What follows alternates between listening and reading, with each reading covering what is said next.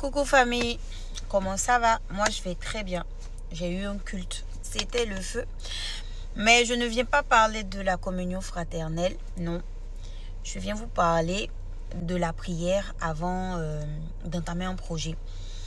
Ce sujet-là, il me tient tellement à cœur, tellement je vis ça en permanence. En vérité, je ne vais même pas prendre quelqu'un d'autre en exemple. Là, je viens me prendre en exemple parce que chaque jour, je vis des choses extraordinaires, que ce soit en bien ou en épreuve et tout ça.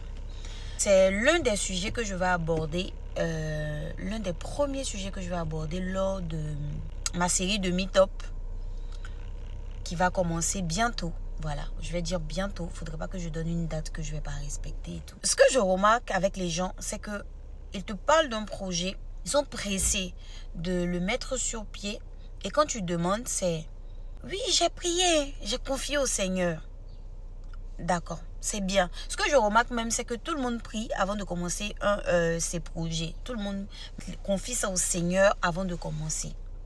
Mais la vérité, c'est que si tu pries juste avant de commencer ton projet, ce n'est pas assez. Voilà. Tu vas te mettre dans une position où tu vas, toi, demander à Dieu d'exécuter ce que toi, tu voudrais que ton projet soit. Je m'explique. Il y a plusieurs façons de se confier au Seigneur. Il y a ceux qui ont déjà l'idée du projet, qui viennent et qui disent au Seigneur, voici mon idée, voici ce que je veux faire, voici les personnes avec lesquelles je veux travailler, voici tout ce qui va rentrer en ligne de compte, voici le financement dont j'ai besoin, ici et ça. Vous voyez? Et je pense que ce piège-là même gagne la plupart du temps ceux qui ont déjà le financement entre leurs mains. Parce que quand tu n'as pas encore le financement, ça te demande d'attendre. Tu es obligé d'être patient. Parce que ce que je veux faire ressortir là, c'est l'impatience des enfants de Dieu par rapport à la réponse que Dieu va leur donner avant qu'ils entament leur projet. Ça là, ça tue tellement de projets. Ça tue tellement de personnes. C'est tellement important de sentir dans son cœur, d'avoir les signes plausibles que oui, je peux entamer ce projet-là. Oui, j'ai la bénédiction, j'ai l'aval du Seigneur, je peux y aller. Venir dire au Seigneur, voici j'ai préparé tout ça, bénis-moi. Ce n'est pas prier avant son projet. Parce que oui, comme je disais là, j'ai remarqué que oui, tout le monde prie avant ses sujets, avant ses projets. Moi-même, j'ai fait ce genre d'erreur-là. Quand je me suis levée et que, à cause de la demande virtuelle de Napilox, quand est-ce que tu viens au Maroc, quand est-ce que machin, quand est-ce que si, quand est-ce que ça, je me suis levée, j'ai claqué des millions. J'ai fait partir tous mes frères là-bas. On allait s'installer, c'est un échec. L'un des échecs les plus cuisants de ma vie. Et là encore même, le Seigneur a pris le temps de me prévenir en songe pour me dire, Madame, tu t'en vas te casser la gueule. Étant donné que j'avais déjà pris 5 billets d'avion, je me disais, mais papa, on est déjà lancé. Genre, est-ce que tu peux pas bénir le projet? Et puis, tu t'en vas avec l'espoir que oui, Dieu va faire. Excusez-moi. Hein? C'est Dieu qui est Dieu. Nous ne sommes pas Dieu. Donc, pour faire simple, parce que les exemples sont légion. Si je veux en parler, on ne va pas en finir aujourd'hui. Tu as ton projet. C'est de le confier au Seigneur. C'est de le confier au Seigneur. De lui dire, voilà l'idée que j'ai. Qu'est-ce que tu en dis? Qu'est-ce que tu en penses? Oui, je veux avancer sur ce... Rappelez-vous de la prière du Seigneur Jésus à Gethsémani.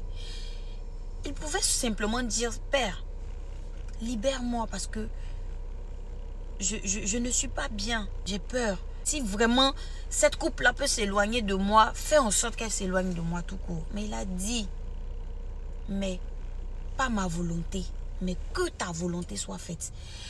Nous, on vient demander à Dieu de nous bénir et que notre volonté soit faite. À aucun moment tu dis à Dieu que ta volonté soit faite. Même quand tu dis à Dieu que ta volonté soit faite, dans ton cœur qui est le siège des émotions, de toutes les pensées, de tout. Ton cœur qui est toi là, Tu te dis que ta volonté soit faite, mais il faut voir ma volonté, quoi. Il faut voir que le projet aussi n'est pas malin. Faut le bénir et puis je vais te faire de bonnes offrandes. Vous pensez que Dieu a besoin de notre argent? Il n'a pas besoin de notre argent. Même si cela doit te coûter, choisis de faire confiance au Seigneur. Quand tu lui dis, Père, voici mon projet, mais si devant toi, je suis en train d'aller contre un mur, si devant toi, toi qui vois dans l'invisible, toi qui vois dans le jour qui n'est même pas encore né, toi qui vois dans l'impossible et dans le futur, je te confie ce projet.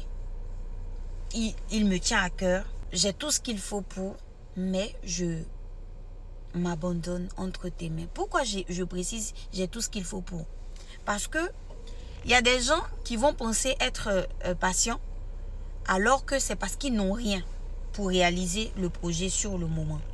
Ceux qui se cassent le plus la gueule là, c'est ceux qui ont déjà les ressources pour commencer, pour entamer le projet en question.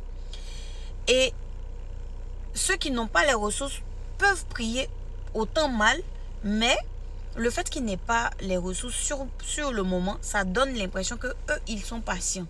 Ça donne l'impression que eux ils attendent le bon moment. Non, eux-mêmes sont en train de prier pour que Dieu leur donne les ressources pour qu'ils puissent mettre un projet qui va certainement taper poteau sur pied.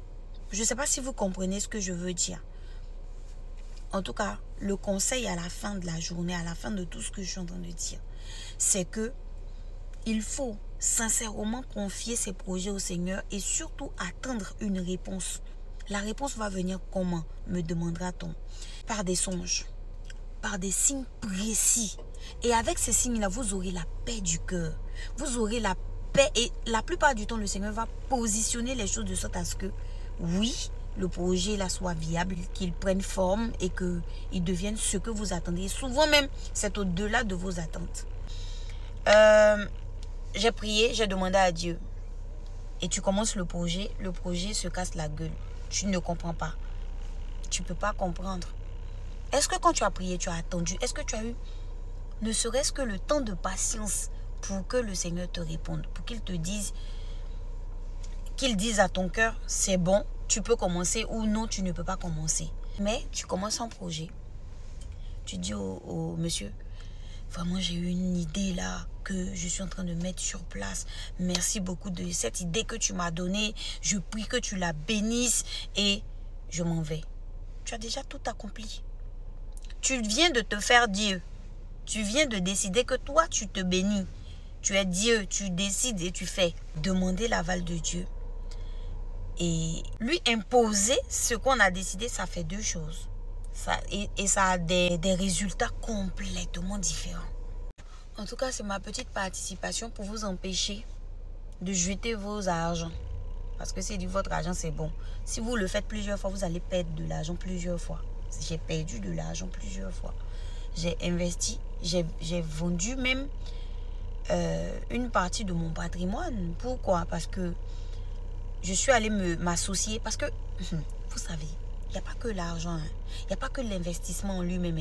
Des fois, c'est les personnes même avec qui vous vous associez pour faire des projets qui ne sont pas autorisés à faire partie de votre projet.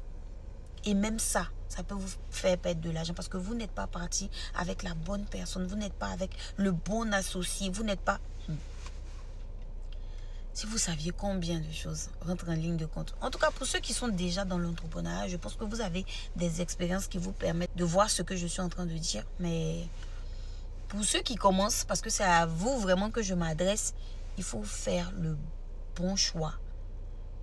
En termes de ressources humaines, en termes de... J'ai l'autorisation de Dieu, mon cœur est en paix, je suis en accord parfait avec le Seigneur, tout est en place. Le Seigneur m'a donné les signes qu'il faut.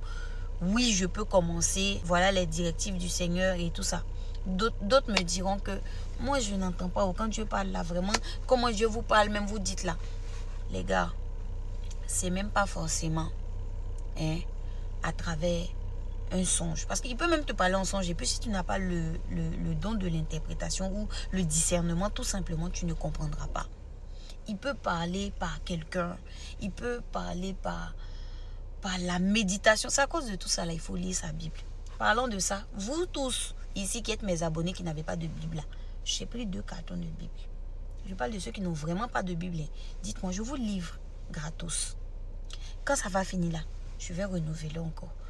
Il faut que nous tous on ait des Bibles. Nous tous on va méditer, on va se laisser dans le pays ici. On va se laisser ici avec les paroles de connaissance. Donc, c'était une parenthèse, mais famille, il faut prendre ça très au sérieux. Sinon, vous allez jeter de l'argent. Sinon, vous allez perdre des sommes que vous avez mis des années, des mois à économiser parce que vous avez mal investi. Et surtout en investissant, quand vous avez la... Enfin, c'est des choses même qui rentrent en ligne de compte même avant d'aller présenter son projet à Dieu. C'est de s'assurer que le projet qu'on est en train de monter là n'est pas une goutte d'eau dans la mer. Votre projet doit pouvoir répondre à une demande. Il n'y a pas quelque chose qui est bon signe que ça. C'est-à-dire que quand tu regardes, mais ça là, ça n'existe pas. Ah, ça peut marcher, nanana. Et puis tu confies à Dieu. Et puis ça vient répondre à des besoins. Ça vient aider des gens. Ça vient... Je veux dire, il ne faudrait pas que le projet soit juste pour gagner de l'argent. Parce que non, j'aime faire de l'argent. J'ai déjà mes bails, mais je vais investir ici et là. Comme ça, l'argent coule à flot de l'autre côté. Non, hein. Ça, ce sont des pensées qui vont vous limiter, qui vont vous bloquer. Et qui vont faire que Dieu va s'asseoir et puis va vous regarder, vous enrichir. Et puis voir ce que vous allez faire avec tout cet argent. Assurez-vous que le projet que vous montez vraiment vous fasse du bien à d'autres personnes, soit une réponse à des besoins bien précis, des besoins bien présents, bien identifiés et tout ça. C'est très important, très très important.